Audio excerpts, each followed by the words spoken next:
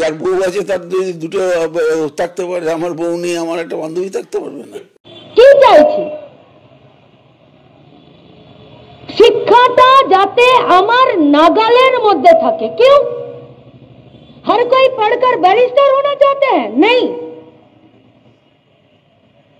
समाज में, देश में, राज्य में अगर शिक्षा व्यवस्था ठीक नहीं रहेगा तो न्याय अन्यायेर पार्थक्य करते पारबेन ना। नইলে প্রাক্তন শিক্ষামন্ত্রী নিউজ চ্যানেলে বলতে পারে যে লোকের যদি দুই থাকে তো আমার একে কি অসুবিধা আছে? বুঝতে পারছেন নিশ্চয়ই তিনি দুই এক কিসে বলেছেন। বলেছেন লোকের যদি লিগ্যালি থাকতে ইললিগ্যাল থাকে তাহলে কোনো অসুবিধা নেই, আর আমার একজন থাকতে অসুবিধা।